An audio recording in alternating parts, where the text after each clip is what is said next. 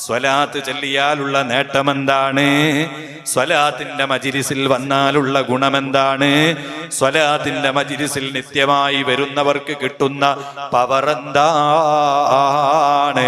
സുഹൃത്തുക്കളെ, ഇത് ഹൗദുൽ കൗസറിൽ നിന്ന് വെള്ളം കിട്ടും എന്ന് മാത്രമല്ല, ഇനിയും എത്രയോ വലിയ സ്ഥാനമാണ് ഹബീബായ തങ്ങളവർക്ക് ഓഫർ ചെയ്തിട്ടുള്ളത്.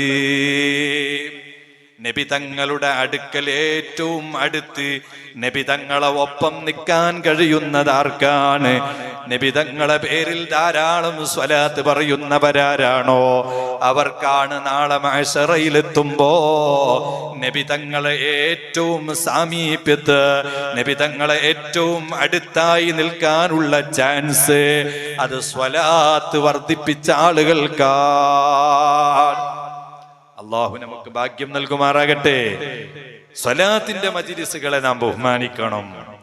ഈ മഹത്തായ മജ്‌ലിസ് അൽഹംദുലില്ലാഹ് ഇവിടെ ഒരുപാട് മജ്‌ലിസ് നടന്നിട്ടുണ്ട്. ഇത് 84ാമത് മജ്‌ലിസാണ് അല്ലെ, 89ാമത്തെ മജ്‌ലിസ്. നമ്മളിപ്പോ ഇരിക്കുന്ന 89ാമത്തെ മജ്‌ലിസ്. അൽഹംദുലില്ലാഹ് ഈ മജ്‌ലിസിൽ ഇനിയും ധാരാളം നമുക്കിരിക്കാനും സ്വലാത്ത് പറയാനും അല്ലാഹു തൗഫീഖ് നൽകുമാറാകട്ടെ. ഇവിടെ ഇരിക്കുന്നവർക്കെല്ലാമുള്ള ഖൈറായ ഉദ്ദേശങ്ങൾ അല്ലാഹു പൂർത്തിയാക്കി തരുമാറാകട്ടെ.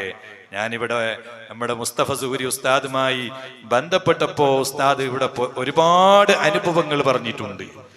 ഇവിടെ ഈ പഞ്ചസാരയൊക്കെ കാണുമ്പോൾ അൽഹംദുലില്ലാഹ് എത്ര പഞ്ചസാരയാണ്.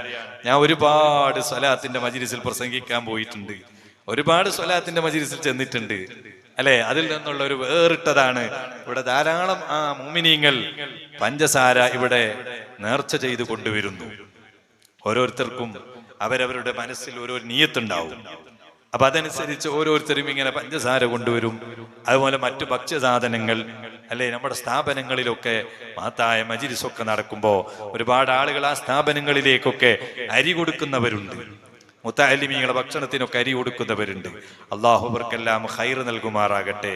അതൊക്കെ നാളെ നമുക്ക് ആഖിറത്തിൽ വലിയ പുണ്യം കിട്ടുന്ന ഒരു കാര്യമാണ്. ഈ പഞ്ചസാരക്ക് എന്ത് ചെയ്യുന്നു എന്ന് ഞാൻ ചോദിച്ചു ഉസ്താദോട് അല്ലേ. അപ്പൊ ഉസ്താദ് പറഞ്ഞു, ഇതൊക്കെ ഇവിടെയുള്ള പാവപ്പെട്ട ആളുകൾക്ക് ചാരിറ്റി ആയിട്ട് ഇവിടെ വരുമ്പോ കൊടുക്കാറുണ്ട്. അതുപോലെ ഇവിടെ അരി കൊണ്ടുവച്ചാൽ ആ അരിയൊക്കെ കൊടുക്കാറുണ്ട്. നിങ്ങൾ ചിന്തിച്ചു നോക്കൂ, ഈ നാട്ടിലുള്ള ആളുകളൊക്കെ എത്ര ഭാഗ്യവന്മാരാണ്.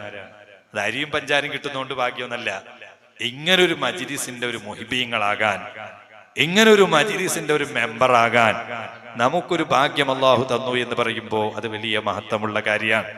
എല്ലാവർക്കും ആ ഭാഗ്യം കിട്ടിക്കൊള്ളണമെന്നില്ല.